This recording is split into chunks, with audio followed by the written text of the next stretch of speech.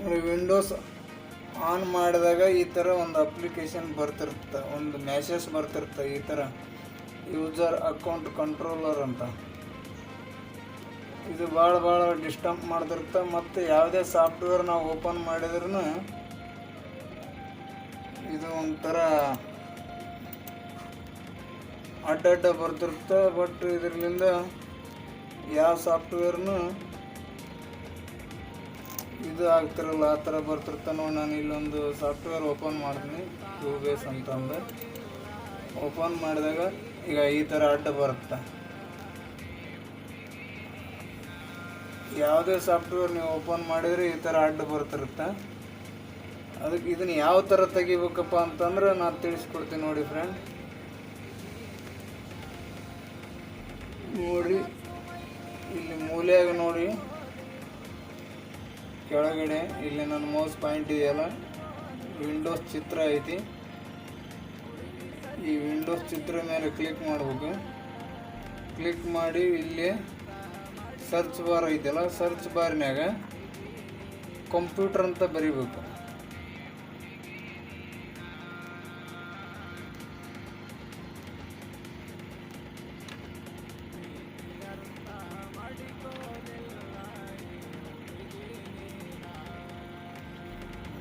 ನಾ COM ಅಂತ ಇಷ್ಟು ಬರೆದ ಕೂಡಲೇ ಕಂಪ್ಯೂಟರ್ ಅಂತ ಬರೀಬೇಕು.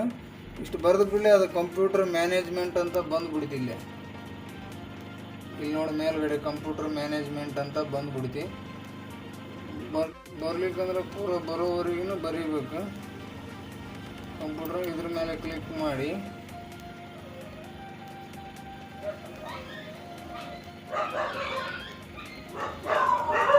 ಕಂಪ್ಯೂಟರ್ ಮ್ಯಾನೇಜ್ಮೆಂಟ್ ಮೇಲೆ ಕ್ಲಿಕ್ ಮಾಡಿದರೆ ಈ ಥರ ಆಪ್ಷನ್ಸ್ ಬರುತ್ತೆ.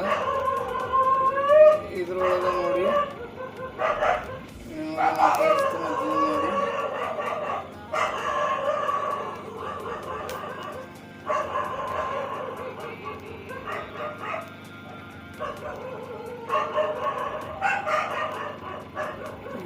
ಇದ್ರೊಳಗೆ ನೋಡಿ, ಇಲ್ಲಿ ಲೋಕಲ್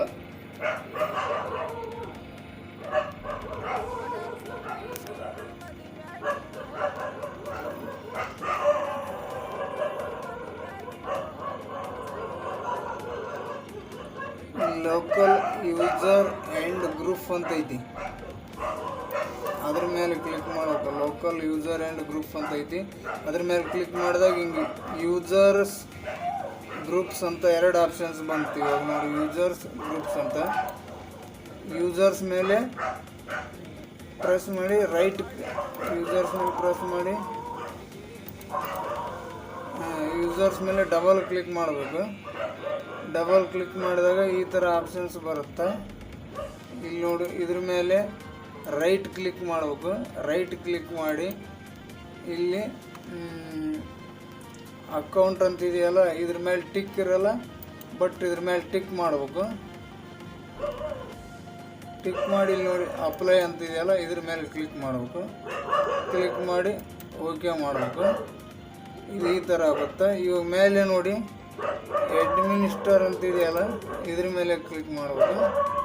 ಇದ್ರ ಮೇಲೆ ಕ್ಲಿಕ್ ಮಾಡಿ ರೈಟ್ ಕ್ಲಿಕ್ ಮಾಡಿ ಪ್ರಾಫಿಟಿ ಮಾಡಿ, ಇಲ್ಲಿ ಅಕೌಂಟ್ ಅಂತ ಇದೆಯಲ್ಲ, ಇದ್ರ ಮೇಲೆ ಟಿಕ್ ಇರುತ್ತಾ, ಈ ಟಿಕ್ ಇದ್ದರೆ ಇದನ್ನು ತೆಗಿಬೇಕು. ತೆಗೆದು ಅಪ್ಲೈ ಮಾಡಿ ಓಕೆ ಮಾಡಬೇಕು. ಓಕೆ ಮಾಡಿ ಇಷ್ಟ ಮಾಡಿದರೆ ಸಾಕು. ಇವಾಗ ಇದನ್ನು ಕಟ್ ಮಾಡಬೇಕು. ಕಟ್ ಮಾಡಿ ಮತ್ತು ಒಳ್ಳೆ ಇದಕ್ಕೆ ಕಂಪ್ಯೂಟರ್ದಾಗ ಬಂದು ಮೂಲೆಯಾಗ ಬಂದು ಕಂಪ್ಯೂಟರ್ ಚಿತ್ರ ಮೇಲೆ ಕ್ಲಿಕ್ ಮಾಡಿ ಇಲ್ಲಿ ನೋಡಿ ಸ್ವಿಚ್ ಆಫ್ ಮಾಡಬೇಕು. ಕಂಪ್ಯೂಟ್ರನ್ನು ಒಳ್ಳೆ ರೀಸ್ಟಾರ್ಟ್ ಮಾಡಬೇಕು. ಅವಾಗ ಅದು ಆ ಥರ ಮೆಸೇಜ್ ಬರೋದೇ ಇಲ್ಲ. ಮತ್ತೆ ಸ್ವಿಚ್ ಆಫ್ ಮಾಡಿ ಆನ್ ಮಾಡಬೇಕು. ನೋಡಿ, ಈ ಥರ ಕಂಪ್ಯೂಟರ್ ಆನ್ ಮಾಡಬೇಕು. ಆನ್ ಮಾಡಿ ನೋಡೋಣ. ಇವಾಗ ಕಂಪ್ಯೂಟರ್ ಆನ್ ಮಾಡಿದ್ರು ಆ ಮೆಸೇಜ್ ಬರ್ತಿತ್ತು ಒಂದೊಂದು. ನೋಡಿ, ಇವಾಗ ಆ ಮೆಸೇಜ್ ಬರಲೇ ಇಲ್ಲ. ಕಂಪ್ಯೂಟರ್ ಆನ್ ಮಾಡಿದ್ರೆ ಆ ಮೆಸೇಜ್ ಬರ್ತಿತ್ತು, ಮತ್ತು ಒಂದು ಏನರ ಸಾಫ್ಟ್ವೇರ್ ಓಪನ್ ಮಾಡಿದ್ರೂ ಆ ಮೆಸೇಜ್ ಬರ್ತಿತ್ತು. ಬಟ್ ಇವಾಗ ಸಾಫ್ಟ್ವೇರ್ ಓಪನ್ ಮಾಡಿದ್ರೂ ಅದು ಬರಲೇ ಇಲ್ಲ. ಈ ಥರ ಮಾಡಿ ಫ್ರೆಂಡ್ ಅದು ಹೋಗಿಬಿಡುತ್ತೆ.